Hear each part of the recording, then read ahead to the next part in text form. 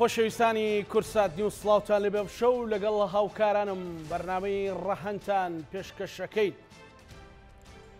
لە زموجۆڵی ئابووری و لە مەسەلەی دابەزینی بەهای دیناردا مەترسی کەوتۆتە سەر ژیان و گوزەرانی هاوڵاتیان وێڕایەوەی نرخی شتومەک و کەلوپەل گران بووە. ئەو کەلوپەل و شتومەکانەی کە بە دۆلارن بە ڕۆژانە نا بەڵکو بە کاژمێر هەستی پێ ئەکرێت کە گرانە بێت. ڕەنگە خەڵکێکی زۆر قستی لەسەر بێ و ڕەنگە خەڵکێکی نەک ڕەنگە و بێت دڵنیاییەوە خەڵکێکی زۆر مامەڵی بە دۆلارە. چۆن لە هەرێمی کوردستان هێواش بە بڕیار و بە ئیرادەیەکی بەهێز وا بکرێت کە بەشێک لەو پێداویستیانەی کە هیچ پێویست ناکات نرخەکانیان بە دۆلاریان کڕین و فرۆشیان بە دۆلار بێت بکرێت بە دینار بۆ ئەوەی لانی کەم خەڵکی هەژار و دەخل مامناوەند ڕوبەڕووی ئەو مەترسیانە نەبێتەوە. ئەم شەو لە بەرنامەی ڕەهەن گفتوگۆی ئەو بابەتە دەکەین بە میوانداری هەر یەک لە بەڕێزان بەڕێز دکتۆر کامەران قادر یاقوب پسپۆڕی یابووری مامۆستای زانکۆ سوپاس دکتۆر، هەروەها بەڕێز جەبار گۆران شارەزای بازاڕی دراوی عێراق و وتەبێژی بازاڕی دراوی سلێمانی، هەروەها دکتۆر نەوزات هەمەوەندی مامۆستای پۆلۆتەکنیک لە پۆلۆتەکنیکی هەولێر و شارەزای ئابووری. سوپاس بۆ هەر سێ میوانی عزیزم. دکتۆر، ئەگەر باسێکی هەڵبەست و دابەزی بەهای دینار و دۆلار بکەین، ینی ئەمە پرسێکی سیاسی یان سەرف اقتصادی ینی بەڕاستی ئەمە گەمانە جیایکەینەوە بزانین پرسێکی سیاسیە اقتصادیە ئەبێ بزانین پێوەرە اقتصادەکان چییە بۆی کە بەهای پێشبینی ئەوە بکەین کە بەهای دۆلار بەرز ینی بەهای دیناری عراقی بەرز بێتەوە یا نزمێتەوە یا کە لە لای خۆمان پێی ئەڵێن بەرزبوونەوەی دۆلار و نزمبوونەوەی دۆلار باشە. ئەگەر بین سەیری ئەو پاڵپشتیە بکەین کە لەلایەن بانکی مرکزیەوە بۆ دیناری عراقی ئەکرێت، من بەسمان بانکی مرکزی عراقیە بۆ دیناری عراقی کرێت کە سەیرەکەین پاڵپشتێکی یەکجار گەورەی هەیە بۆ دینار عراقی. ئەی سەبەب چیە دۆلار بەرز بێتەوە؟ بۆچی دۆلار بەرز بووە؟ بۆچی ئابووری ناسکان لەم قۆناغای ناتوان پێشبینی ئەو بکەن کە دۆلار زۆر بەرز بێتەوە؟ من ناتوانم بڵم دۆلار زۆر بەرز بێتەوە. بۆ لەبەرێکە پارەکە هەیە، مەسەلەن ئەو پاڵپشتێک کە هەیە بۆ دیناری عراقی وجودی هەیە، بەڵام سەبەبێکی سیاسی هەیە کە نایڵێ ئەم پارەیە بێتە ناو بازاڕەوە بۆی کە هاوسەنگی نێوان چی دروست بێت، دینار و دۆلار دروست بێتەوە ئەو سعری کە بانکی مرکزی ئەوێت. کەواتە لێرەیە ئەزانین کەمە پرسێکی سیاسیە نەک اقتصادی بە شێوەیەکی مطلق. ئەو پرسێکی سیاسیە. عراق لە هەژان و لە شڵۆژانێکی ئابووری و داراییە لە ئابووریش نەبێت داراییە. ئەگەر ئەو پرسە سیاسی چارەسەر نەبێت، ئەمە بۆ شۆڕ تێرم بۆ ماوە کورت تا دۆلار تا 150 و تا 161 و 60 ڕۆیشتووە، ئەمە بۆ شۆڕ تێرم شتێکی احتیادیە لەبەرەوەی چی؟ بڕێک پارەیە کە بازار پێویستێتی بازار تینوی دۆلارە نەخراوەتە بازار لەلایەن بانکی ناوەندی عراقیەوە، شتێکی ئاساییە کە بەرز بێتەوە. بەڵام ئەگەر هاتوو ئەم بابەتە بێ بە بابەتێکی درێژخایەن واتە لە ساڵ زیاتر بێت یا لە 6 مانگیش زیاتر بێت، بڕاستی کارەساتی گەورە بەسەر ئابووری عراقیات، چکە ڕێک وەکو وایە حیسارێکی لەسەر بێت، وەکو بەڵام وەکو وایە حیسارێکی لەسەر بێت. بەڵام من پێم وانییە بگاتە حیسار لەبەرەوەی کە بانکی مرکزی بخۆی تااقەتی ئەوەی هەیە کە ڕێگری لەو بابەتە بگرێ. نەخێر هیچ پەیوەندیکی بە بانکی مرکزیەوە نیە، بڵێ بانکی مرکزی عەمدەن واکە یا حکومەتی عراقی من هەن لە هەر وێبسایتەکان ئەیبینم کە ئەڵێ حکومەتی عراقی عەمدەن واکە یا بانکی مرکزی عەمدەن واکە. مطلقاً نە بانکی مرکزی و نە حکومەتی عراقی عەمدەن وا ناکە، ڤارێبڵێکی تر هەیە، متغیراتێکی تر هەیە کە لە دەرەوەی دەسەڵاتی عراقیشە، لە دەرەوەی دەسەڵاتی عراقیشە وا لە دۆلارەکە کە بەرز بێتەوە و ئەوەی کە دۆلار زۆر بەرز ناکاتەوە. ئێستا مەسەلەن لەوانێت تۆ پرسیارکەی باشە دۆلار تا 160 ڕۆیشتووە و بانکی مرکزی بڕێکی کەمی ژاخاتە بازار. ئێمە بیاین داتاکان لە وێبسایتەکەی بانکی مرکزیە ببینین، ئەبینین ڕۆژانە یا 70 میلیۆن دلار یا 50 میلیۆن دلار یا 30 میلیۆن دلار یا 100 میلیۆن دلار، ئیتر لەوانە تێپەڕی نەکردووە کە ئەبوو 250 میلیۆن دلار لەم قۆناغەیە بخاتە بازارەوە. یعنی ئەوەی تێبینی ئەکرێت ئەوەیە کە دۆلار بەو ڕادەیە بەرز نەبووتەوە کە ئەو بەو ڕادەیە کەمی کردێتەوە. بۆچی؟ لەبەرەوەی کە ڕای گشتی عراق و بانکی مرکزی ئەبینێ و حکومەتی عراقی خۆشی وا ئەبینێت کە سەرێکی بانکی مرکزیەوە بانکی مرکزی خۆشی وا ئەبینێت کە دۆلارە بێت دابەزێتەوە، واتە پێشبینیەکە یا تەوەقوعەیە کە دۆلار بگەڕێتەوە بۆ شوێنی خۆی. لەبەر چی؟ لەبەر ئەوەی کە احتیاطی 100 میلیارد دلاری هەیە و زۆر بە ئاسانی ئەتوانێت ئەو پارەی بخاتە بازار. یەک شتێتە زۆر گرنگە، ئێمە بەهای 100 میلیارد عراق 100 میلیارد دلاری هەیە، واتە عراق پێویستە 146 تریلیۆن دیناری خسبێتە بازارەوە، ئەنجە مەترسی لەسرە. بەڵام عراق 146 میلیارد تریلیۆن دیناری نەخسۆتە بازارەوە، تەنها 85 تریلیۆن دیناری خسۆتە بازارەوە، کەواتە دیناری عراقی لە ڕووی ئابووری و هیچ مەترسێکی لەسەر نییە و بابەتەکە سرف سیاسیە زۆر باش کاک جەبار تا ئێستا ئەو بەرزون و زمیانە بەچی گەیشتۆ کە بینی کە تەواوی خەڵکی بخۆیەوە سەرقاڵ کردو لەبەر پەیوەندی بە ژیانی خەڵکەوەیە یعنی ئەو بابەتە ئێوە گەیشتونەتەوە قەنەعاتی وەکو دکتۆر کامەران ئەڵێت کە بابەتەکە سەرف سیاسیە بەڵێ سڵاتە نەبێ کاکزانە بەخێرانی هەردوومەیانە بە ڕێزەکەش دەکەم بەڵام پێم وایە هەر تەنها وەکو بڵێ سرف بابەتێکی سیاسی نیە توان بڵێن بابەتێکی تەکنیکی و وەکو بڵێ کاریگەریش لە خۆی ئەگرێت تۆ گەر سەری هەموو ناوەندەکانی ڕاگەاندن بەگشتی بکەیت قسە لەسەر یەک بابەتەکرێت با قسە لەسەر تەهریبی عوملاکرێت لە عێراقا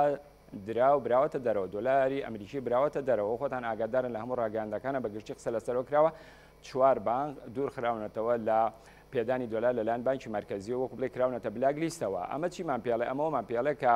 بانکی مرکزی عێراقی وەختی خۆی دۆلاری فرۆشتۆ بەشێکی چۆتە بواری تاریبی عملەوە بەڕاستی باشتری ماگەشت بوو ئەوە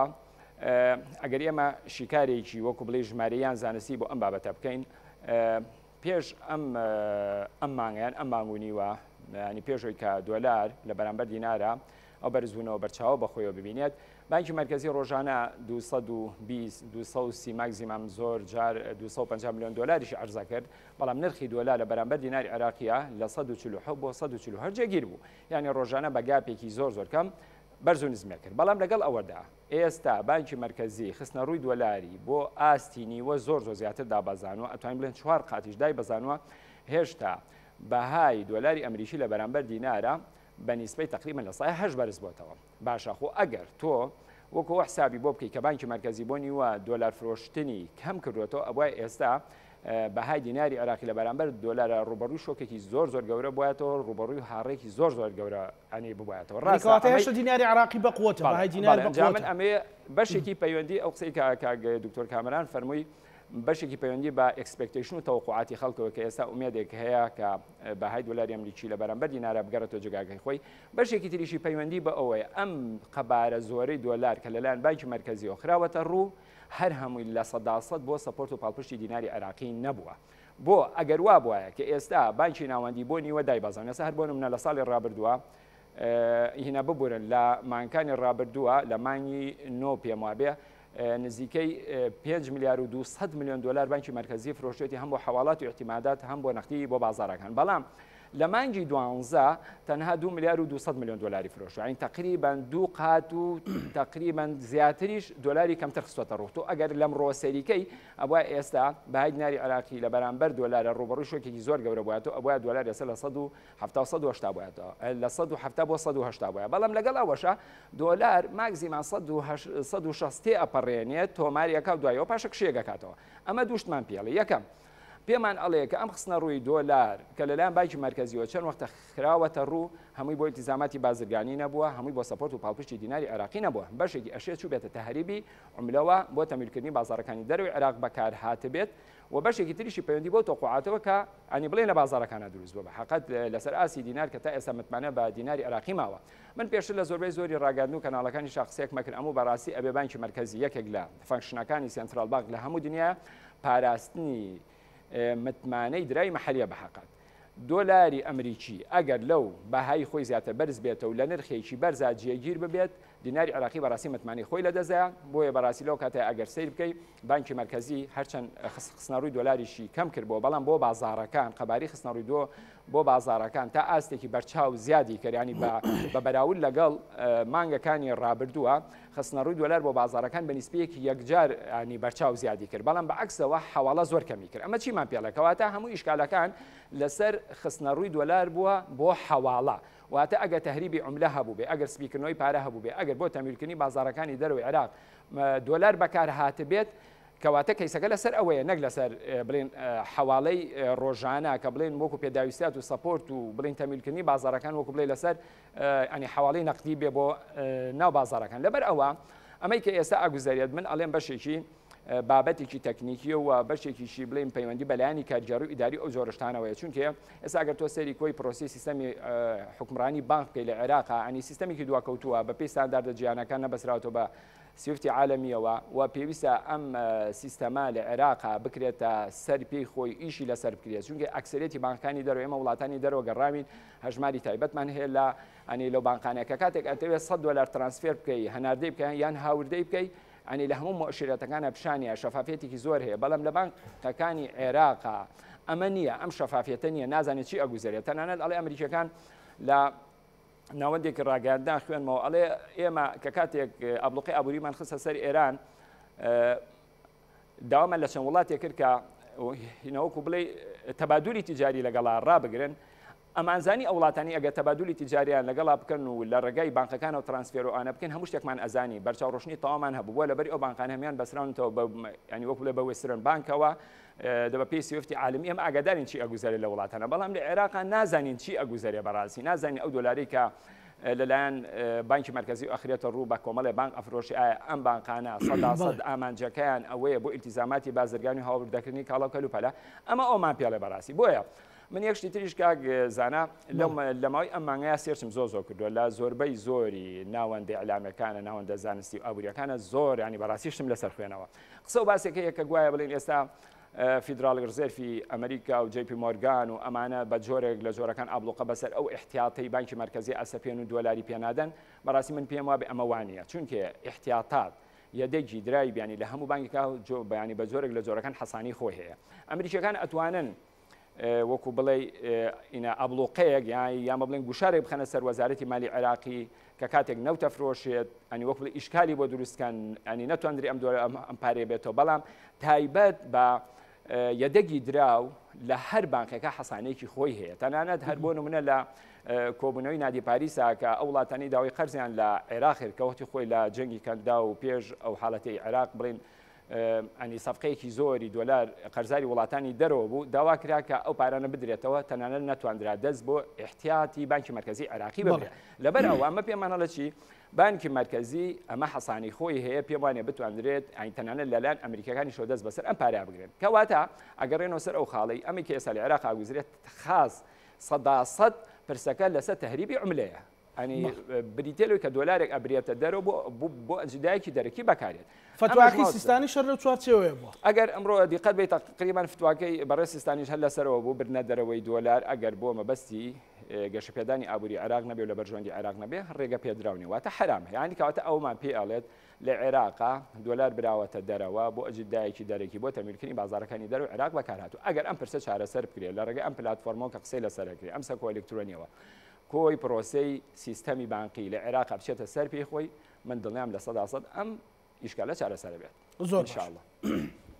دکتۆر نەوزاد بە پێشبینی و بۆ چوونی جەنابتان عراق لە بەردەم ئاڵۆزیەک یان شڵەژانێکی داراییە سلااو لە ئێوە سلااو لە بینەرانی خۆشەویستی کورسات و سلااو لە میوانانی خۆشەویست ئێمە گەر ئاوڕێک لە ڕابردوو پێشەوەی بێمە سەر پرسیارەکەی زەنابەتکە وەڵامەکە بدەمەوە جارێ ئاوڕێک لە دیناری عراقی بدێنەوە ئایا هێزی کڕینی دیناری عراق لە پێشووتر چەند هێز و توانایەکی هەبوو لە دوای هەڵگیرسانی و لەشکرچێشی عراق بۆ کوێت لە ساڵی 1990 عراق تووشی بارودۆخێکی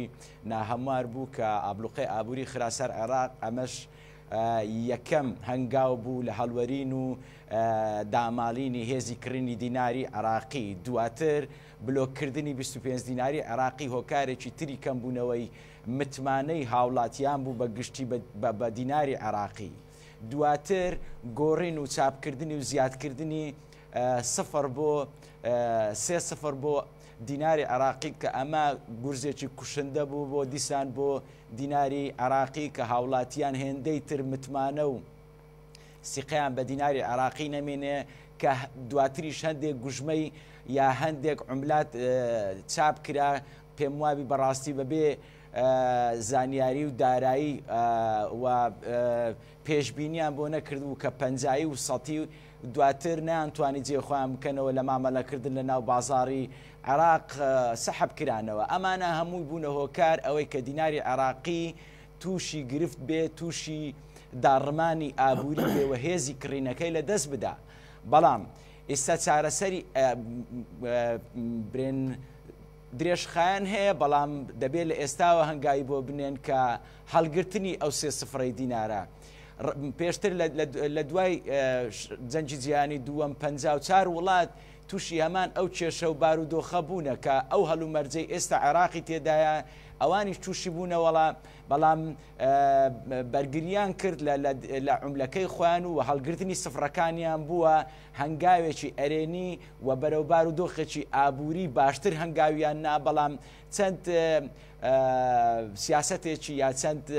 پەیڕەوکردنی چەند سیاستێک و چەند بڕیارێک دواتر قسەی لێ دەکەینەوە بەڵام ئەگەر ئێستا باز لە دیناری عراقی بکەین و هێزی کڕینی دیناری عراقی بەرامبەر بە دۆلاری ئەمریکی ئێستا لە بارودۆخێکی زۆر باشدایە دینار هێز و تواناکەی لە ساڵانی ڕابردوو زۆر بەهێزترە بەڵام ئەوەی کە دیناری عراقی تووشی ئەم داڕمانە کردووەوە کەمبوونەوەی ئەو متمانەی دیناری عراقیە لە لای هاوڵاتیان لەلایەن وڵاتانی تریشەوە کە مامەلە بە دیناری عراقی دەکەنیان خەڵکیش بە ئاسانی ناتوانێت دیناری عراقی هەبرێت چەند هۆکارێکە یەکەمیان بارودۆخی سیاسی عراق ناجێگیرە و تا ئێستا پرۆژەی بودجا پەسەند نەکراوە و لە ڕووی سیاسیەوە عێراق لە بارودۆخێکی خراپدایە و دواتر ئەمریکا جۆرێک لە فشار و جۆرێک لە ڕێگریکردنی هەیە لەوەی عێراق بە هەوەسی خۆی یا بە ئارەزوی خۆی ئارەزومەندانە مامەڵە لەگەر هەموو وڵاتێک نەکە یەکەمیان کردنەوەی ئەو دەواازەیە بوو کە ویستی ئالوگۆری ئابووری مەسارەکەی بەرامبەر بەرەو وڵاتی چین ببە کە ئەمە هۆکاری زۆر بارزی ئەم بابەتەیە کە ئەمریکا عێراقی تووشی ئەم بارودۆخە ئێستا کردووە بەڵام 100% لەگەر ئەو قسەی کاگۆرانم کە باسی ئەوەی کرد ڕێژەی خستنە ڕووی دۆلار لە چاو پێشان لە 250 ملیارەوە بۆ ئێستا 50 ملیار و 6 ملیار و 8 باشە دکتۆر پێتوانێت ئەوە کاتیە بێیان بەردەوام بێ ینی ئەمە تەنها ئینزارێکی پرتەقاڵی بوو یان زارێکی زرد بوو بۆ دارایی عراق و بۆ سیاسەکانی عراق بۆی ڕێگە لەو تەهریبی دۆلارە لەو چوونە دەرەوەی دۆلارە بگرن لە عراقەوە بە وڵاتانی تر یان بەردەوامە بێ بانی بە پێشبینەکانی خۆت بەڵێ من پێم وایە عێراق لە دوو ڕیاندایە یا ئەوەتەیە ئەگەر بارودۆخی عێراق بە بارودۆخێکی خراپتردا بڕوە دەواازەی کارکردن و ڕووە ئابوووریەکەی بەراو وڵاتی چین ڕابگرێ یان مامەلەکانی لەگەر وڵاتی ئێران تا ڕادێک ناتوانین بنبڕ بکرێ بە دڵنیاییەوە بەڵام بە ڕێژەیەکی زۆر کەم بکرێتەوە و عێراق لە ڕووی سیاسیەوە لە ڕووی ئابوووریەوە بچێتەوە بن ڕچێفی وڵاتی ئەمریکا بارودۆخەکە بە شێوەیەکی تەدریجی بە ماوەیەکی زۆر کورت بارودۆخەکە چاک دەبێتەوە و دڵنیام دیناری عراقی ئەو هێز و توانایی ئێستا لە جاران زۆر زیاتری هەیە چونکە خۆڕاگریەکەی ئاماژەیەک بوو بۆ ئەوەی کە دیناری عراقی لە توانا و هێزی کڕینی زیادی کردووە چونکە لە نزمکردنەوەی ئەم هەموو حەوالە و اعتیمادات و نەقدیە توانی خۆی بگرێ بۆ ماوەیەکی زۆریش لە 52 خۆی ڕاگرت ئەمە هەمووی ئاماژەن کە دیناری عراقی لە بارودۆخێکی زۆر باشدایە بەڵام ئەوەی هێزی دیناری هێندەی تر فەرامۆش کردووە یا پەرێشانی کردووە متمانەی هاوڵاتیەکانە و متمانەی خودی ئەحزابەکانیشە و خودی کۆمپانیاکانە دەبەر چەند هۆکارێک بەڕاستی هۆکاری یەکەمیان لە ڕووی سیاسیەکەیەوە بەڵام هۆکاری دووەمیان لە ڕووی قەبارەوە چۆنیەتی مامەلەکردن بە دیناری عراقی زۆر ئەستەمە کڕینی ئەرزەیە کڕینی سیارەیە کڕینی خانوویەک تەفاصیل دکتۆر نەوزاد ئەوە بە بەشی دومی پرسیارەکەم بێ سوپاس دەکەم ئەگەڕێم وڵات دکتۆر کامەران ینی ئەوەی کە ئەوەی دکتۆر نەوزاد باسی کرد مەسەلەن ئێمە ئەتوانین لە ئێستا حملەیەک هەڵمەتێک هەم لەلایەن حکوومەتەوە هەم لەلایەن خەڵکەوە دەست پێ بکرێت بۆ ئەوی بەشێکی هەر زۆری کاڵا و کەلوپەلەکان بە دینار بێ دینار تااقەتیەوە هەیە قوتیەوە هەیە و ئێمان ڕووی کولتوری و نەفسیەوە حازرین بەو بابەتە دەستخۆش بەنسبەت پێشەوەی وەڵامی پرسیارە بووم یەکشتی نەبوو کاک جەبارگۆران ئاماژەی پێ بەڕاستی زۆر گرنگ بوو ئەو باسی وەرەکاری تەکنیکی کرد طبعاً ئەوکە فعلن هۆکاری تەکنیکی یەکێکە لە هۆکارە سەرێکەکان بەڵام هۆکاری تەکنیکی چی تەسیری تێکردووە ئەمریکا تەسیری تێکردووە فدرال ڕزەرڤ تێکردووە ئەو داوای لە کردو کە بێ سیستەمێکی تازە دانێت ئەو کەسێکە پرۆپۆزەڵ تەقدیمەکات بۆی کە بازرگانیەکە بەس تۆ شتێک بای 2 میلیۆن دلار شت لە دەروی وڵاتەوێنی پرۆپۆزەڵەکەی بە بانکە بازرگانەکان بانکە بازرگانەکان بە بانکی مرکزی ئەگەر قبول نەکرا ڕەتەکرێتەوە چونکە بۆ ئەو ریستریکشنە ئەو قەیدانەی کە ئەمریکا فدرال رزيف دايناوە بۆ مەرج و شەرتی تەحویلات زۆر بەدەگمەن ئەیبینین لە بازرگانانی هەرێمی کوردستان و عێراق لەبەرەوەی کە بەڕاستی پێویستی بە تەفاسیلی زۆرە بەڵام بەنسبەت پرسیارەکەەوە ئایا ئێمە تعاملات لە ناو خۆیان بە دۆلار بکەین مەسەڵەن دکتۆر زەویەکە بە 2 دەفتەر بە 3 دەفتەر مەسەڵەن بۆ نەڵێن بە 30 ملیۆن بە 40 ملیۆن بەڵێ مشکلەکە ئەوە نییە مشکلەکە تەنوێعی ئیسرادات و صادرات لە عێراق مشکلەکە هیکلی اقتصادی عێراق مشکلەکە نییە تۆ بە 30 تعاملات بە دینارکی لە ناو خۆیان مشکلەکەوەیە تۆ شت لە دەرەوە ئەهێنیت تۆ پێویستە بەوەیە تۆ لە 1990 ئەو شتمەکانی شمەک و خزمەت گوزاریش ئەچینە سەر خزمەت گوزاریش ئەو شتمەکانی کە لە دەرەوە ئەهێنیت ئەو شتانی کە بەکاری هێنیت لە دەرەوە ئەهێنیت کە لە دەرەوە هێنا و پێویستە بە دۆلار خۆ دیناری لێوە ناگرێت شت لە لوبناوێنی لە تورکیاوێنی لە ئێرانوێنی لە خۆ عەرزە لێوە نایە باشە مشکلە نییە بەڵام خۆ شتمەکانی تر لێوەیەت باشە تۆ ئەو دۆلارە خەڵک بۆچیەتی بۆوە نییە کە بەڕاستی بڵێ زۆربەی زۆری ئەو دۆلاری کە ڕۆژانە خێتە بازارەوە چێتە دەرەوە کەواتە خەلەلەکە ئەوەیە کە هیلکەری اقتصادەکە و خراپە چۆن ئەگەر تۆ مەسەلەن پێداویستەکانی خۆ لە هەنێک بەشێک لە خواردنەکان دابی بکەیت خۆت بەرهەمی بێنیت ئەو دۆلار ناچێتە دەرەوە مەسەلەن ئەگەر تۆ سیارە بەرهەم بێنی ئەو پارێ ناچێتە دەرەوە بنزین بەرهەم بێنی ئەو پارێ ناچێتە دەرەوە گازی سروشتی کە خۆت هەتە و ئێستا لە دەرەوە ئەیێنی ناچێتە دەرەوە مەسە عێراق بە گازی سروشتی لە ئێران نەکرد کارەبا کە خۆ دەتوانی بەرهەمی بێنی ناچێتە دەرەوە پارێ ئەمە مەسەلەکە ئەوەیە کەواتە ناڵێم تأثیری نیەکڕین و فرۆشتن بە دینار بەڵام لە 95 ئەو تأثیراتی ئەو دۆلارێکێتە ناو بازارەوە ئەچێتە دەرەوەی وڵات بۆچی ئەچێتە دەرەوەی وڵات بۆ ئیسرادات ئەچێتە دەرەوەی وڵات کەواتە تۆ 42 ملیۆن کەسی 42 ملیۆن کەس تۆ خەڵک بژێنی مەسەلەن بەو شتومەکانی کە هەیە تە شتومەک بێ خواردن بێت شتومەکی تر بێ هەشتێک بێت بەڕاستی بانکی مرکزی ئەو دۆلارەکەی خاتە بازارەوە خەلەلەکەوەیە بەڵام تۆ ئەگەر هەیکەلی اقتصادی خۆت چاکەیت کابوو لە دوای 2023 مەسەلەن ئەوە چاکەن کە زۆر گرنگە بۆ ئابووری عێراق تۆ لە 180 GDP نەک داهات GDP عراق یا 75 GDP عراق پێش بەنەو دەبەستێت یعنی تۆ بەرهەمی ناوخۆی لە 125 بەرهەمی ناوخۆیەکەش لەو لە 125 لە 120 خزمەت گوزاریە واتە تۆ لە 105 چواری ئەو پەڕەکەی شمەک بەرهەم بێنیت تۆ یعنی لە 105 شتەکانی دەرەوێنیت کۆت پێویستە بە دۆلار کاتە کێ بێ و دۆلار بخاتە بازار بە بانکی مرکزی بخاتە بازار باشە بەس قسەیەک هەیە کە ئەوانەی کە بازرگانن پارەیەکی زۆرە دوایی گەر لە کاک زەباریش پرسیارکەین مەسەلەن ئەو پارەی خۆ لە بازارەکان ناگۆڕنەوە مەسەلەن بۆ نمونە بە لانیکە بە 146 وەریەگرێ بۆچی خێرا ئەو کەلوپەلوشتومەکە بەرزە بێتەوە مەسەلەن خۆ ئەو ڕۆژانە بە 60 نای بە 60 و بە 50 و بە 58 دۆلارەکە ناگۆڕێتەوە تا خێرا هەر لە بازار بەرزە بێتەوە زەیت پارێچێتە سەر هەر لە بازار بەرزە بێتەوە مەسەلەن هێشتا سیارەکە لێرەیە مەسەلەن کەلوپەلەکە لێرەیە ئەمانە بۆ قەید و بەندەی بۆ یا شتێکی تر دکتۆر مەسەلەن تۆ شوقەیەکت کڕیوە بۆ نمونە سیارەیەکت کڕیوە بە قست سیارەکە مانجی ڕابرد و کرد 3 مانگ پێش دەستە کردێتەوە کە دۆلار لە 47 و 48 دیاریەکەن بۆچی کەسێک نیە چاودێری و ڕقابە بخات سەر و شوقەیە سەر و خانووە بڵێ بۆچی تۆ تاو شوقەکەت کڕیوە سیارەکە ژاتووە پارەکەش ڕۆیشتووە چ پێویستە تۆ بە 60 وەریگریش بە 50 بە 50 وەریگری پرسیارێکی جوانە بە کورتەکەی ئەوەیە لە پڕێکا دۆلار کە دۆلار بەزێتێک شت گریانە بێت بەڵام کە دا ئەبەزێتەوە شت هەرزان ناکات هەرزان نابێت بەڵێ ئەمە وەڵامەکەیتی بەڕاستی کە کاتێک جارێ مەسەلەن تۆ ئاماژە بۆیە کە بازرگانان بە 146 یا بە 146 لە بانکی مرکزیکردن بە تەمان ناڕاستە خۆ لە ڕێگەی کە بازرگانێکەوە خاڵی یەکەم هەموو بازرگانێک ئەوەی دەست ناکرد مەسەلەن لەوانەیە بڵێم هەر لە بەرەوەی کە ئێمە خەلەلمان هەیە بازرگانەکان خەلەلیانەیە کە کاتێک پرۆپۆزەڵ تەقدیمەکەن ئەو بە شەرت و مەرجانی کە بانکی مرکزیەتی ئەمان ناتوان تطبیقی بکەن و ئەچن چیەکەن ئەچن لە بازاری ڕەش هینەکاکەن ئەوەی کە پێڵێن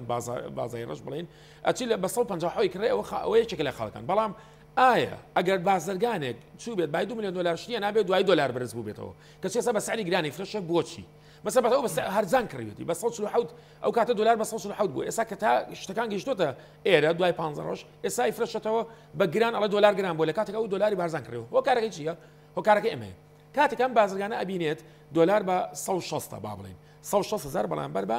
100 دلار کە ئەبینێەوە ئەڵێ ئێستا من ئەم شتانی کە ئێستا هەمە بیکڕم ئەبێ بە چەند بیفرشم بۆ منە شتێک بە 15,000 بیفرشم بەس ئەگەر بە 160 بێ بە 100 بیفرش ئەڵێ گەر من ئێستا بە 100 بیفرشم سبەینێکە من بچمەوە بە بازاری دۆلارەکە و دلار بکڕمەوە بچم ئەو شتە بێنم ئەبێ بە 15 بیفرشم ئەبێ خۆم 100 پێ بم لەبێ جا بۆچی من ئێستا خۆم بیفرشم بە 100 بیفرشم بە 15 ئەی باشە کە دا ئەبەزێتەوە بۆچی نایفرش بە 11 نایفرشەوە کە دا ئەبەزێتەوە بۆچی بە نایفرشەوە لەبەرەوەی کە حاڵەتێکی سایکۆلۆژی هەیە ئەوەیە کە ئەڵێ من ئەم شتە بەزەرە نافرشم مەسەلەن بەس حاڵەتی واش ڕوویاوە کەسەکە بەزەرە فرشتێتی مەسەلەن ئەتوانم بڵێم ئەشای کارەبایی هەیە بەزەرە فرشراوە لە کاتی ئەم بەرزونزمیە یا سعری ئەو ئەشای کارەبایە لە دەروی وڵات دابەزیوە لەو حاڵەتەیە چی ئەبێ ڕۆڵی خۆی بینێ بەڕاستی من ناتوانم بڵێم حکومەت تەدەخلی ئەو بکات چونکە حکومەت عێراق و حکومەت هێرەم ناتوان تەدەخلی کاروباری بازار بکەن لەبەری کە بازار ئازادە بەڵام ئەبێ ئێمە ئاگاداری ئەو بین ئازاد بەو معنای ناکە احتیکار بێت ئەگەر احتیکار بێت دوو کۆمپانیا ئەو ئەشیا بێن بەڵێ ئەتوان سعرەکەی دانەبەزێن لەبەرێکی احتیکاریە ئەمە احتیکاریش خەلە لە شوێ خەلە لە حکومەتەوە حکومەت ئەبێ بەرپرسی ئەوە بێت کە نێڵە احتیکار دروست بێت دوو کۆمپانیا دەست بگرن بەسەر دوو موادە لە هەموو عێراق ئەمە مشکلەیە احتیکار ئەبێ بە تەواوەتی دژایەتی بکە ئەبێ 25 کۆمپانیا 30 کۆمپانیا بەلایانی کەمەوە بۆی بێ بەچی بازاری ئەوەی کە پێڵێن منافسەی احتیکاری بەلایانی کەمەوە گە منافسەی تام مەش نەبێت منافسەی احتیکاری بێت هیچ کۆمپانیەکان ڕەکەبەری لەسەری سعر بکەن لە نێوان یەکتریا بۆی کە زۆرترن بفرشن ئەبێ سعرەکەی کەم بکەنەوە نەک دوو کۆمپانیا بێت چکە ئەو دوو کۆمپانیا یا سێ کۆمپانیا احتیکاری عێراق بکات ئەو کاتە سعرەکەی بە بەرزێ مێنێتەوە و ڕێئەکەون لەسەر سعرەکە و کەس سعر دانەبەزێنێت تا ئەشەکانمان ئەفرشتێت ئەمەی چەشکە کەواتە نابێ احتیکار هەبێت زۆر باشە کاک جەبار بەڕاستی ینی لەو پرسیارەوە دەست پێ بکەین لەسەر بازرگانەکان ئەو پارەیان ینی دۆلاریان بە نرخی بانقی مرکزی دەستەکەوە یان شتێک گرانتر یان ئەتوانن ئەو پارەی کە بۆ نمونەچێتە دەرەوە ئەوەی کە کەلوپەلی گەورەی پێکڕێ و هەمان ئەو پرسیارە کە ئەمە توانین مەسەرن بەشێک لەو ئاڵ و گۆڕ و مامەڵانە بە دیناری عراقی بکەیت بەڵێ کاک زانایە مەگە سەریکن لەسەر ئاسی عێراق زۆربەی زۆری مامەڵەکان بە دیناری عراقیە ئەوەی کە زیاتر مامەڵە بە دۆلاری ئەمریکیەکرێ زیاتر هەرێمی کوردستانە ئەمەش دەتوانین بڵێن تقریبان بۆعدێکی مێژووشی هەیە دوای جەنگی کەندا و دوای ئەوەی کە عێراق ڕوبەڕووی ئەبلوقێکی زۆر بوو دوای ڕاپەڕینەکەی بەهاری ساڵی 91 ئەو کاتە عێراق بەهۆی ئەو ئەبلوقابووریەوە کە لەسەری بوو چاپێکی نوێی دروست کرد ئەو کاتە ینی پیانە و تەبعکە ئەمە تەمەەن وای کرد ئەم چاپە زۆرە لە بازارەکان قەبارێکی خیاڵی حەجمێکی ینی خیاڵی هەبوو بەهاکەی زۆر دابەزی بەڕاستی ئەو کاتە حکوومەتی هەرێمی کوردستان مامەڵی بۆ چاپە ناکرد مامەڵی بە دیناری عێراقیە کرد ئەو دیناری عێراقی ئەو سەردەمەش تەلەفیاتوشی زۆر بوو ئەمە وردە وای لێ هەبووە کەڵچەرێک بۆیە کولتورێک لە هەرێمی کوردستان و هێواش ینی وەکو بڵێ مامەڵە بە دۆلاری ئەمریکی کرانی ئەتوانین ینی بە جۆرەکان بڵێ بۆتە کولتورێک هەم لە ڕوویەکشەوە مامەڵەی قەبانی هینە مامەڵەی دینار و دۆلار جیاوازیەکیشی هەیە حەجمی دۆلار و مامەڵەکردن و تەداولکردنی ئاسانە ئەنی ئاسانترە ینی بە دیناری عێراقی ئێستا بۆ منەوە تۆ بچێکە خانوویەک بکڕیت بای ئەم خانووە سعری ئەم خانووە نزیکەی 150,000 دلار بێ بیکەی بە دینار نزیکەی 250 میلیۆن دلارەکە ئەمە قەبارەکانی بە جۆرێک لە جۆرەکان تۆ ئەگەر بچی ینی راپۆرتێکی مەیدانی بکەی ئەنی هەوڵاتیان واڵێ ئەڵێ بەڕاستی من تەعاملکردن بە دۆلاری ئەمریکیدا بۆ من باشترە وە بەشێکی تریشی پەیوەندی بەڕاستی بە ئەو کۆمپانیا خۆراکخارانی هەرێمی کوردستانەوەی کە زۆربەی زۆری ئەو پرۆژە گەورانەی کە کراوە ئەکسەرێتی ئەم مامەڵانە هەمووی با دۆلاری ئەمریکی بۆ بەتایبەتی کەرتی نیشتە جێبوون ئێستا تۆ بڕۆ لە زاخۆ تا خانەقین لە کەرتی نیشتە جێبوونا بتەوێ مامەڵەی شوقەیەک خانوویەک بکەیت بە دۆلاری ئەمریکی پێدەفرۆشن هیچ کەسێ بە دیناری عراقی پێ نافرۆشی ئەمە ژوای لێکەوە تەنانەت ئەو کۆمپانیانی کە بڵێن هاوردەی کاڵا و کەلوپەلە قەبارە گەورەکانەکەن بە تایبەتی ئۆتۆمبیل و ئەم جۆرەشتانە ئەمەش لایەکی تریش وەکو کاک دکتۆر فەرمووی پەیوەندی بە ستراکچەری ئابووری و حەجمی تەبادولی تیجاری حکوومەتی هەرێمی عێراقیشەوەی ئێمە زۆری کاڵا و کەلوپەلەکانمان ینی وەکو لە دەرەوە بۆیت وەکو وڵاتێکی ئیمپۆرتەر واین بەڕاستی ئەم کاڵا و کەلوپەلانە بۆ حرەکەی تیجاری و ئاسانی ینی تەعامل و دوورکەوتنەوە لە ریسک و مخاتەرەی زەرەری دینار و دۆلار بۆیە بازرگانەکانیش ئەکسەریتی بە دۆلار دەفرۆشن بۆ نمونە ئۆتۆمبیلێک لە وڵاتی وەکو دووبەی ئەکرێ ئەم ئۆتۆمبیلە بۆ نمونە بە 20,000 دلار فرۆشە یە لە سلێمانی ئەیا بە 21,000 دلار 1000 دلاری خۆی خێرەکەی دیارە بەڵام کە کاتێک ئەم دۆلارە بەرزونزمەکە و ناجێگیری بەهای دیناری عێراقی ئەنی بەڕاستی بە زۆرێک لە زۆرەکان ئەڵێ من دوور ئەکەمەوە ئەنی لەم سەرێشە ئەنی بەڕاستی ئەمە یەکەم پەیوەندی بە ئەو جۆرە کولتورۆیە کە ئێمە وا ڕاهاتوین وەکو بڵێ ینی هەرێمێک لە چوارچێوی عێراقا بەڵام مامەڵە بە دراوێکی ترکەین ینی وای لێ هاتووە ئێستا دیناری عێراقی تەنها وەکو بڵێ بۆ ینی تەنها بۆ تەجمیلات و تەحسیناتی زۆر بەکار نایە ئێستا زیاتر بۆ ضروریاتەکانی حیاتی ڕۆژانە خواردەمەنی ئەم جۆرەشتانە دینارە گۆڕێتەوە جیناتۆ هەر ئەو قاتە چاکمانتۆڵی کە لەبەری من و جەناب تایبسۆر لە بازار ینی بە دۆلاری ئەمریکی ئەفرۆشێ بەڕاستی ئەمە وای لێ هاتووە ئەمە پەیوەندی بەشێکی بە ینی وەکو بڵێ ئیداری مخاتەرەوەیە کە زۆربەی بازرگانەکان کە بڵێن کاڵا و کەلوپەل ئەهێنن بە دۆلاری هێنێت و بە دۆلار ئەیفرۆشێتەوە بەڕاستی ئەمەش چۆن ئەتواندرێت ئەم لایەنە چارەسەرکردە بەڕاستی پەیوەندی بە استراتیژ و پلان و ستراکچە کۆی ستراکچەری ئابووری هەرێمی کوردستان و عێراقەوە هەیە ئەبێ بەڕاستی لە شەریکاتە گەورەکانەوە و لە فرۆشتنی نەوتەوە لەمانەوە داست پێ بکرێت ئێستا هەر بۆ مەتوە هەربا من نمونەیە بێنمەوە بە حەقات ئێمە وەکو هەرێمی کوردستان لە ڕووی سیاسەتی نەختینەوە تابعی حکوومەتی عێراقین وانە ئەگەر بانکی مرکزی عێراقی بۆن منە دۆلار کە وەکو بڵێ سیاسەتی دینار بە دۆلار یان وەکو بڵێ منیج ئەکسچێنج ڕایتی پێوتێ واتە خۆی ئیدارەی بەهای دراوی عێراقیەکە کە بە 146 فیکسی کردووە فیکس ئەکسچێنج ڕایت پۆلیسی کە ڕۆژانە بە 146,000 دلار ئەفرۆشێ خۆی پێویست بوو بانکی هەرێمیش کە ئەوەی تعبیل لە بانکی مرکزی ئاکا وەکو بە پێی سیاسەتی نەختینە تابعی حکوومەتی عێراقین ئەوەیە بانکی هەرێمیش ئەنی بەڕاستی بە هەمان شێوە دۆلاری بە نرخی بڵێن سعری متەداولی بازار نەفرۆشتە ئەوەیە بە سعری جێگیری بازارەکان بفرۆشتە ئێدەی ئەمەوە ئاکا کە بەڕاستی ئەم نرخە لەسەر ئاسی هەرێم زۆر جارەگە تۆ دیقەتی بازارەکان بە نرخی دینار بە دۆلار لە سلێمانی لەگەڵ بەغای زۆر جار گۆڕانکاری ینی گۆڕانکاری زۆری تا دروستە بێ بۆیە من ئەڵێم ئەگەر اینکەی ئەمە پەیوەندی بە سیاسەتی نەختینەوە هەیە هەم لەلایەن بانکی مرکزی عێراق و هەم لەلایەن هەرێمیشەوە کە چۆن یەکەم لەلایەن شەریکاتە گەورەکان و مامەڵەکانم بکەن بە دینار چونکە ئەم شەریکاتانە قەباری سەرماتەکانە زۆر زۆرە و بەشێکی مثلا بازاری دراوی سلێمانی تا چەند مثلا ئەو قسانی لەسەری ئەکرێت ڕاست دوو ڕۆژ پێشستایەوە یاخود دوێنێ بوو لەگەڵ سەرۆکیەتی نیشتیمانی کوردستان کۆبوونەوە مثلا بەڵێنی چی پێدان مثلا وەکو دەسەڵاتی سیاسی لەو دەڤەرە مثلا بتوانێت کە بازرگان زیاتر خۆی ببینێتەوە ینی بە شێوازێکی زانستی مامەڵە بکرێن بابەتێکی باشە بژامەڕاستی تاوان قسە و باز زۆر لەسەر سلێمانی ئەکرێت بە حەقا دەتوانم بڵێم هێرشێکی زۆر ناڕەوە ئەکرێتە سەر سلێمانی سەبار بەوەی کە سلێمانی تەهریبی دۆلاری ئەمریکی تیاکرێ و شوێنی بە قاچاغبردنی دۆلارە بۆ دەرەوەی سلێمانی باقەت ئێمە ئەگەرمانەوە وەکو لە شیکارێکی زانستیانە بۆ ئەم بابەتە بکەین هیچ بنەمایکی نیە بەڕاستی ئەمە کۆمەڵی هێرشی ناڕەوای ئەکرێتە سەر سلێمانی یەکەم تۆگەر لەسەر ئاسی بازاری دراوەکان سەری بکەین دیارە لەسەر چ بنەمایەک دۆلار ئەبرێتە دەرەوە بۆ تەمیرکردنی بازارەکانی دەرەوە بەکارێت بۆ مەبەستی تەهریبکردن بەکارێت و کە کاتێک قەبارەی وەرگرتنی دۆلارە لەلایەن بانکی مرکزیەوە لە ئاسێکی زۆر بەرزابێ بە ئێستاشەوە هیچ کۆمپانیایەکی سەرافی و هیچ نووسنگەیەکی سەرافی بە ئێستاشەوە هیچ کەسێک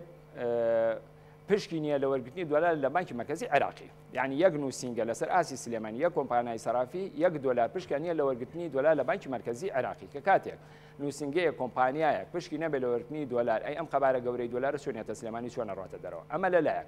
و لەلایەکی تریشت و ئەگەر دیقەت بەی ئەکسرێتی تەهریبی دۆلار و سپیکردنەوەی دۆلار لەلایەن بانقەکانەوە ئەکرێ بەڕاستی ئێستا تۆ دیقەت بەم لە سەرەتای شتێکم باس کرد بانکی مرکزی کە ڕۆژانە دۆلاری فرۆشتووە بەنیسبەی لە 180 بەنیسبەی لە 180 بۆ حواڵات و اعتمادات بوواتە بۆ حواڵە دۆلاری فرۆشتووە لە 120 بۆ بازارەکان بۆ نمونە لە ساڵی پارە 49 ملیار و 282 میلیۆن دۆلاری فرۆشتووە لەم 49 تەنها 9 ملیار دۆلاری بۆ بازارەکان بواتە نیسبەی لە 120 پێکانەوە ئەم لە 120 دۆلارەی کە بانکی مرکزی فرۆشتوێتی هەر هەموو لە بازارەکانی عێراق بڵاوەتەوە ئەگەر گەشت بێتە هەرێمی کوردستانیش لە دەستی 2-3 هاتووە واتە هیچ کۆمپانیایەکی سەرافی بە تایبەتی لەسەر ئاسی سلێمانی پشکی نەبووە لە وەرگرتنی دۆلارە باشە ئەم 9 ملیار دۆلارە بەسەر 15 محافظەی عێراقا بەسەر ئەم هەموو کۆمپانیا سەرافی و شەریکاتانە بڵاو بوو بێتەوە چۆن بگاتە دەست سلێمانی و لێوە جاری کەسبی بکرێتەوە لەبەرەوە تۆ ئەگەر هەر لە ڕووی منتیقیشەوە سەریکەی پارەی ناو بازارەکان زۆر بە ئاسانی کۆ ناکرێتەوە هەزاران دەسەکە سەدان دەسەکە بەڕاستی ئەم پارانەدا بە ئاسانی ئەنی نەبرێتە دەرەوە واتە ئەمە لەلایەک ئەگەر دیقەت بێ لەسەر ئاسی عێراق گەندەڵیەکی زۆر هەیە بردنە دەروی دۆلار زۆر بۆ بەڵام ئایا بۆچی سلێمانی بە ئامان گیرەوە بۆچی ئەمەنگا وەکوڵی تەرسیزەکان لەسەر سلێمانی و سلێمانی وەپشانە درێکە ئەم تەهریبی عملەیە لە ینی لە سلێمانی کراوە هەر بۆ نمونە خۆتان ئاگادارە نزیکەی 4 بانک بە تایبەتی کراونەتە بلاگلیستەوە دۆلارە پێ نادرێ قسە لەسەر ئاکرێکەمە لە 140 پشکیان هەبوو لە وەرگرتنی دۆلار لەلایەن بانکی مرکزیەوە ئێستا دۆلاران پێ نادرێ ئەمە یعنی چی ینی ئەم 4 بانکە خۆیان تەهریبی عملەیان کردووە باشە بەڵام خۆ ئەم 4 بانکە هیچیان محسوب نین لەسەر سلێمانی ئەم 4 بانکە 4 بانکی عێراقی بەڵام ئەگەر بانکێکان شعبەیەکی هەبێ لە سلێمانی ئەمە محسوب نییە لەسەر سلێمانی تۆرە ئەم بانکە گەورانە ئەم بانکە زەبەلاحانە کە سەبارەتەکانە لە ملیاران دۆلار زیاترە تۆ بێ قسە لەسەر خودی بانکە خۆی نەکەی قسە لەسەر شعبێ بکەی کە لە سلێمانی شعبەیەکی ئەو بانکێت تۆ بڵێ وڵا لە سلێمانی تەهریبی عملەکرا ئەی بۆ قسە لەسەر خودی ئەو 4 بانکە ناکەی بۆ لە ئەنی قسە لەسەر مرکزی ڕئیسی خودی بانکەکە ناکەی ئەنی بەڕاستی بۆ قسە لەسەر ئەم هەموو فەزاحەتە ناکرێت کە لە بانکەکانی عێراق ئاگوزارێ بۆ قسە لەسەر ئەوە ناکرێت بۆ نمونە بانکی هەرێم کە مەفروض وەکو سیاسەتی نەختینە کە بڵێن تابعی بانکی مرکزی عێراقی ئەوە بە سعری جێگیری بانکی مرکزی دۆلاری قسەتە بازارەکانەوە بەڵام بە سعری متەداول لە بازارەکان نایفرۆشێ گەگە ڕۆژانە نزیکەی 30 میلیۆن دۆلار فرۆشێ وەرە کەڕەتی هەل لە ماوەیە سەریکە کەڕەتی نیسبەی 10,000 دیناری کە يعني نزیکەی 40 ملیۆن دلارێک نزیکەی 3 ملیۆن دلارێکە بەڕاستی بۆ قسە لەسەر ئەم بابەتانە ناکرێت لەبەر ئەوە ئەمانە من پێم وایە بێ بەڕاستی هێرشێکی ناشرین ئەکرێتە سەر سلێمانی هێرشێکی ناڕەوای ئەکرێتە سەر سلێمانی ینی بەو جوارە نییە ئێمە ئەوەی دەکە لە بازارەکانیان و لەناو بازاری ئاڵوگۆڕی دراوین ئاگاداری ئەمەین چونکە بەڕاستی ئەگەر تەهریبی عملە بکرێت لەسەر ئاسی بازارەکان دروست ناکرێت هانی ناکرێت چونکە بەڕاستی قەبارەی ئەم تەداولانە لە بازاری دراوەکانە زۆر کەمە بە بەراورد بەو قەبارە گەورەی کە لە بانکەکانە ئەکە نیسبەتێکی زۆر کەمانی تەنانەت لەسەر ئاسی سلێمانی بەنسبەی لە سەدا یەکی کۆی ینی تەبادولی تجاری عێراق پێک نانێ بە حەقەت ینی لە ڕووی نەختینەوە لەبەر ئەوە ئەم قسە و قسۆڵەکانە من ینی بەڕاستی بە بێمنەمای ئەزانم بە زۆرێک لە بێوجدانی ئەزانم کە لەسەر ئاسی سلێمان یەکرێت بەنسبەت ئەو سەرانەمانە بۆ لای بەڕست باڤڵ تەمانەوە لەسەر پێشنیار و داوای خۆی بوو ئێمە چوونە خزمەت بەڕێزیان تەمان لەوە پێشی کۆمەڵێ سەرنج و تێبینی هەبوو لەسەر چالاکی بازرگانی وە کۆمەڵێ هینۆک بڵێ نیگەرانی هەبوو کۆمەڵێ گومان هەبوو ئەنی بەڕاستی کۆمەڵێ خاڵ هەبوو کە ئێمە تاوتێمان کرد یەکێک لەوانە کە پێویستە شەریکاتی بازرگانی لە سلێمانیە زیاتر پەرە پێ بدرێت و ئینۆک بڵێ تاجرەکان و بازرگانەکان لەسەر ئاسی سلێمانی ینی وەکو بڵێ زیاتر تاجر و بازرگانی ناوخۆیی بن ئەو پرۆژانی هیانە تەنها لە ئەنی سلێمانیا گەشەی پێبن و دڵنیایی تەواویشمان لە بەرز کاک باڤڵ وەرگرت و پشتیوانی تەواویشی بۆ هەموو بازرگانەکانی سلێمانی بە مستەسمیرەکانەوە بە بازرگانەکانی بواری ئاڵوگۆڕی دراوە بۆ هاوردەکردنی کاڵاو کەلوپەل پشتیوانی تەواوی بۆ هەموو چینەکانی بازرگان ڕاگەیانەوە و بە هەموو جۆرێک و پشتیوانی ینی ئەو بازرگانە نەژەکە و بەڕاستی بڕیارەکەی کاک باڤڵ کاریگەریی لەسەر سلێمانیە بێ یان پاڵپشتەکەی پاڵپشتەکەی هەڵبەتە نەک بڕیارێک وەڵام من پێم وایە بێمە لێکەوتێکی زۆر باش لە چەند ماوەکانی داهاتووە و کاریگەری زۆر باشی شێبێ لەم وای پێشوە کۆمەڵێ لێکتێنەگەیشتن هەبوو لەسەرەوەی کە کۆمەڵێ بازرگان لەسەر ئاسی بازاری دراوەکان دەستگیر کران بە بیانی ساختکردنەوەی چەک طبعا من هەر بەش بە حاڵی خۆم بەڕاستی هەسام ڕوونکردنەوەی زۆرم بە ینی ڕوونکردنەوەی زۆر باشم داکە ینی مامەڵەکردنی ئەم چەکانە لە بازارەکانە مامەڵەی ینی وەکو بە سەحب نەقد نەبووە تەنها سەحبی تەداول هەبوو واتە بە شێوازی مەقاسە ئەم چەکانە مامەڵەیان پێکراوە طبعا دەکەگەیشتن ئەو باوەڕێ ئەم چەکانە تەنها تەداولی پێکراوە و ینی وەکو بڵێن ئەم چەکانە بە نەقدی لە بانکانە ڕانەکێشراونەتەوە یەکێک لەوانە ئیتر بەڕاستی ئەم پرسە بەتەواوەتی چارەسەر کرا و دڵنیایی کشتاو درا بە بازرگانەکانی بواری ئاڵوگۆڕی درا و کە بەردەوام من لەسەر ئیشەکانی خۆیان و بەنسبەت بازرگانەکانی تریشەوە بەرهێنەرەکان و مقاولەکان هەر کەسێک بێوێ پرۆژەیەکی بۆ عنی پرۆژەیەک بکات لە سلێمانی بە تەواوی توانەکانیانەوە پشتیوانی ئەکەن و ئەو ڕۆتیناتانی کە لەو پێشەوە هیچ ڕۆتیناتێک نامێنێ و تەنانەت لیژنەیەکیش دروست ئەکرێت لیژنەیەک دروست ئەکرێت ڕاستەوخۆ ئەم لیژنەیە پەیوەندی بە بەرز کاک باڤڵەوە بێت هەر ئیشکالێک هەر بازرگانێک هەر وەبەرهێنێک هەر مستەسمیرێک هەر مەقاولێک لە هەر شوێنەکە ئیشکالی بۆ دروست بوو ئەتوانێت پەیوەندی بەو لیژنەوە بکە و لە کەمترین ماوەیە هەموو کێشەکانی بەڕاستی بۆ چارەسەرکرێت لەبەر ئەمە جۆرێکە لە دڵخۆشی ئەمە من هەلێرەوە ڕای ئەگەێنم ئەم پەیمانەی کە لە بەرز کاک باڤڵەوە وەرمان گرتووە زۆرێکە لە دڵخۆشی بۆ سلێمانی بۆی ئەڵێم بەو پەڕی دڵنیاییەوە هەموو بازرگانە بەڕێزەکان لە هەر بوارێک لە بوارەکانانە کە ئەنەوێ پەرە بە ئەو سێکتەری خۆیان بن پرۆژەی تیا ئەنجام دەن بازرگانی تیا بکەن ئینە بەتاوایمانە ئینشەڵا پشتیوانیان نەکرێت زۆر باشە دکتۆر نەوزاد ببوورە من بەمەوێ ئەو هەمان ئەو پرسیارەی لە بەڕێزانم کرد لە هەرێمی کوردستان من ئەوەشی بۆ زیاد کەم ئەتوانێت وا بکە کە بەشێک لە مامەڵەکان بکرێ بە جینار کە ئێستا و کۆی کە باسم کرد لە تەفاسیلەکە لە پرسیار دکتۆر کامەرانە بە جیبێکی ترە حکوومەتی هەرێمی حکوومەتی عراقی ئەتوانێت ئەو موچانەی کە کەمن بە دۆلار دابەشیکا بۆی کاریگەری لەسەر ژیانی خەڵکی هەژار نەبێ بۆ نمونە خەڵکی هەژار بۆ نمونە دەبەزەیتێک کە بێتە لە 3000 بە 4000 بۆ ژینگە پارێزێک بۆ مامۆستایەک بۆ فەرمانبەرێک زۆرەکە بەڵام ئەگەر بە ئەو مەقدارە معاشەی بە دۆلار وەربگرێ مەسەلەن ڕەنگە و کاریگەری لەسەر دروست نەکات لەسەر ژیانی گە چەند پرسەکەش سیاسی بێ بۆ چوونی بەڕێستا بەڵێ لە ڕووی قانونیەوە حکوومەتی عێراق ناتوانی موچەی فەرمانبەرانی بە دۆلار دابش بکات لە ڕۆی یاساییەکەوە بەڵام دەتوانێت لە نێوانی بەرزبوونەوەی لە 1990ەوە بۆ 146 کە زیاتر لە 123 ڕێژەی نرخی دیناری عراقی بەهاکەی لەدەستدا و دواتر 107 تقریبان بۆ 106 دواتر بە هەنگاوێکی تر دیناری عراقی بەهاکەی لەدەستدا تقریبان ئەگەر کۆی بکەینەوە بە مەجموع دەکات 130 لە هێزی کڕینی دینار تایبەت لە موچەخۆران کەم بۆتەوە بەڵام حکوومەتی عێراق ناتوانێت بە شێوەی فەرمی دۆلاری ئەمریکی بەسەر موچەخۆران دابەش بکە بەڵام دەتوانێت بە شێوازێکی تر لە جیاوازی ئەم فەرقەی کە لە موچەخۆران دروست بووە کە ئەم بەها دینارەی لێکەم بۆتەوەەوە ڕێژەیەک پارەیە دەکە ئەم پارەیە دەتوانێت لە کۆی 6 مانگ یا 3 مانگ جارێک یا لە کۆتایی هەرمانجێک بڕێک پارە زیاتر بدا بە موچەخۆرەکانی ئەمەوە دەکا بار و دۆخی گوزەرانی هاوڵاتیان تا ڕادەیەک باشتر بکە بەڵام ئەوەی کێشەی جەوهریە یان ئەوەی پرسیارێکی جەوهریە ئەمەیە ئایا ئێمە چۆن بتوانن وەکو حکوومەتی عێراق کە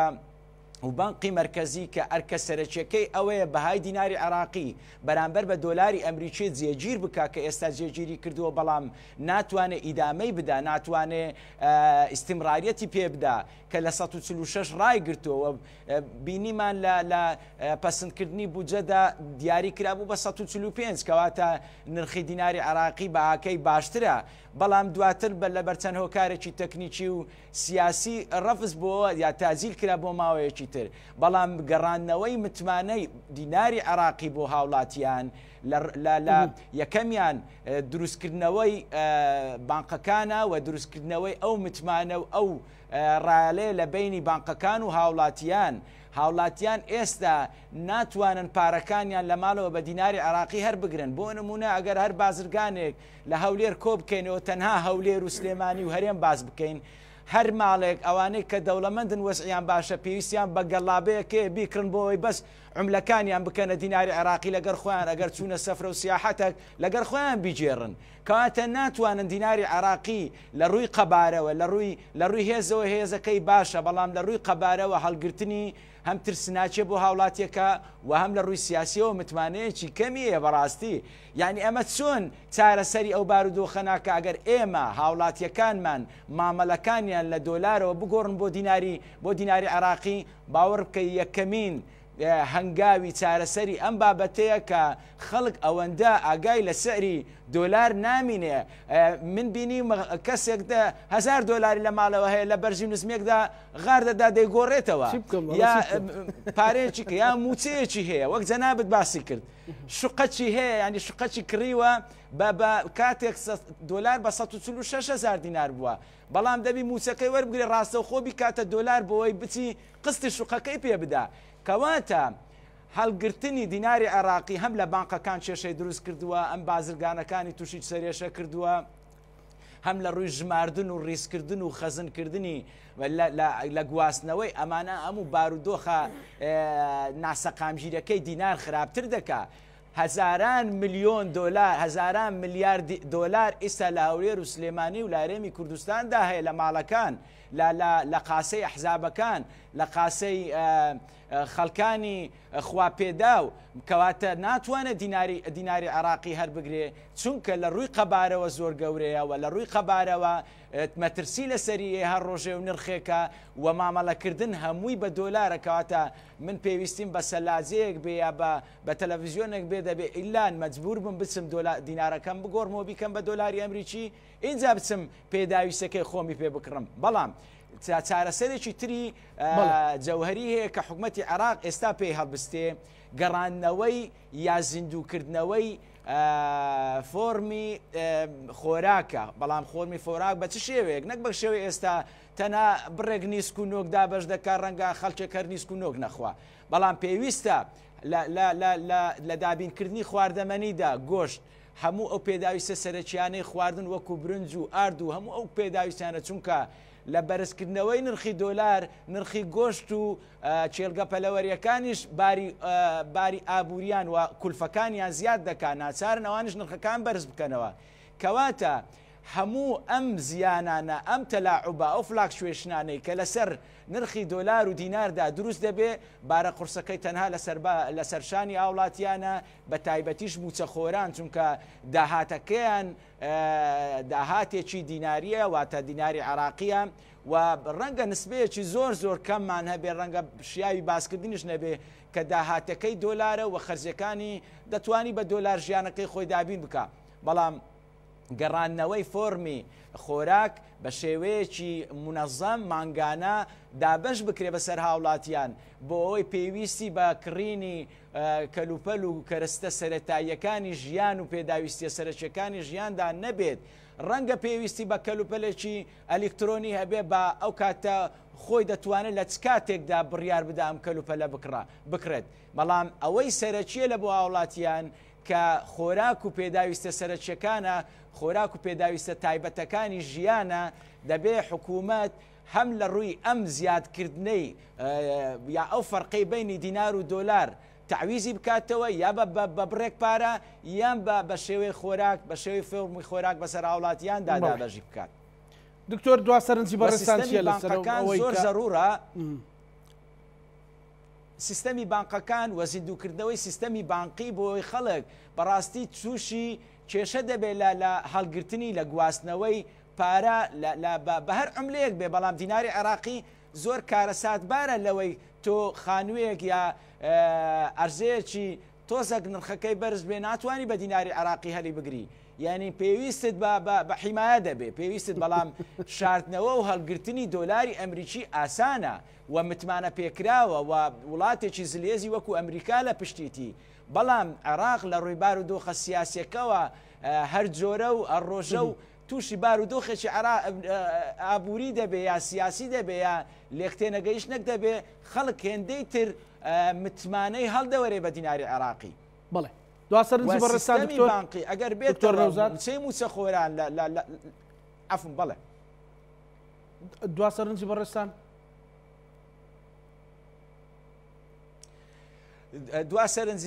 دوا سەرنجم بەنسبەت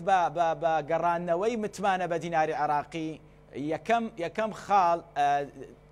کردنەوەی بانقی فەرمی بە بانقی حکومی و پاڵپشتێکی زۆری بانقی مرکزی کە ئێستا احتیاتەکەی برێنراوە بیانیەکەی احتیاتە قورسە بیانەکەی گەیانتە 100 میلیارد کەواتە ئەمە هەواڵێکی دڵخۆشکەرە. بەڵام گەڕانەوەی ئەو متمانەیە بە هاوڵاتیان پارەکانیان بتوانن لە بانقەکاندا بنێن یا هەچ کاتێک ئەو پارە پێویست بوو ئەمە ڕەنگە درێژخایان بێ و هەتا گەڕانەوەی ئەم متمانەیە کاتی پێویستە. و خاڵی دووەم هەڵگرتنی ئەو سفرانەیە کە 3-0 لەسەر دیناری عێراقی هەڵبگیرێ و عملەی گەورەتر تەبع بکرێ ڕەنگە لە توێژینەوەیەکدا خەریکم خەڵکێکی ناڕازی لەم بابەتە هەیە بەڵام ناڕازیەکەی لە خودی پرۆسەکەدا نییە ناڕازیەکەی لە ئەوەیە درێژخایەنە و دەبێ خۆمانی بۆ ئامادە بکەین کە چۆن بەرهەڵستی بکەین یا چۆن پشتگیری لەم پرۆسەیە بکەین لەم گۆڕانکاریە بکەین بۆی هاوڵاتیان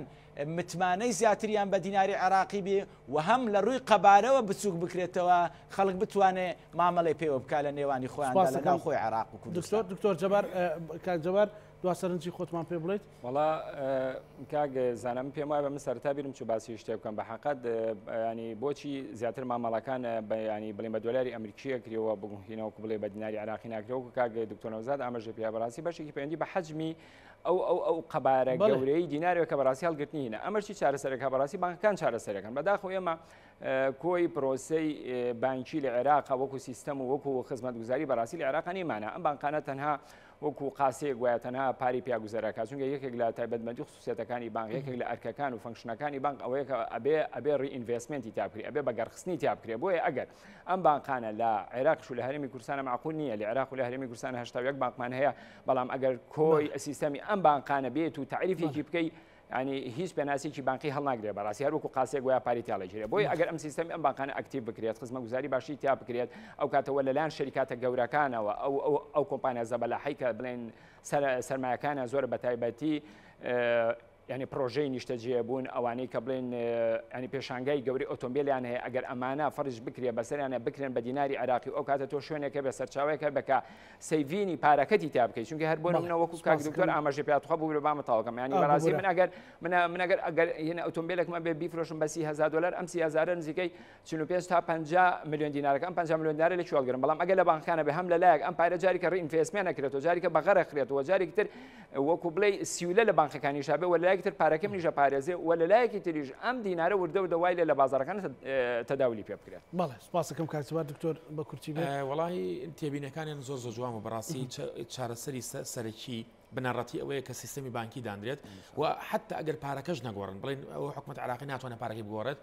یەک شت زۆر گرنگە تو ئەگەر مەسەلەن بە کارت شت بکرێت و شت بفرۆشی هەمووی بێەوەی کە پارەکە هەڵگری مەسەلەن پارەکە ترانزاکشنەکە لە نێوان تاکەکانی کۆمەلگایە ینی حتا ئەگەر پارەکەش نەگۆڕن مەجای ویان ئەگەر بیگۆڕن بەلانی کەم کلیدی کارت بەلانی کەمەوە کارتەکە بەکارمە خۆ هەڵی ناگری کارتەکە بەڵام میتر ئەوەیە بانکەکان نابێت بانکی حکومت بێ بانکەرتی تایبەت بێ بێ احتیکاری نەبێت چکە بانکی حکومەت هەر کە ئیفلاسی کرد پارە پەنابەردە بەر پارەی خەڵکو پارەی خەڵک سەرفەکەت. زۆر سپاس بۆ دکتۆر کامەران قادر مامۆستای زانکۆ پسپۆڕی ئابووری سپاس بۆ بەڕێز زەبارگولان شارەزای بواری بازاڕی دراو لە عراق و سپاس بۆ بەڕێز دکتۆر نەوزات هەمەوەندی مامۆستای زانکۆ پۆلۆتەکنیکی هەولێر. سپاس بۆ هەرسێ میوانی ئازم بیلەرانی خۆشەویست بە هیوایەوەین کە ئەوەندەی بینێت بوو بن بەرچاوڕوونیەکمان دابێ بە ئێوە و بە هیوایان کە بازاڕی عراقیش یان دارایی عراقیش ڕوبەڕووی هیچ شلۆژانێک نەبێتەوە لە بەرەوەی خەڵکی عراق ئەوەندە و هەرێمی کوردستان نەهامەتی بینیوە بەرگەی نەهامەتی تر نابینێ ناگرێت وانە دکتۆر منیش دەستی چەپمە خوریانی پارە مەڕوا هەموو لایەکتان بەخوای گەورە ئەسپێرین.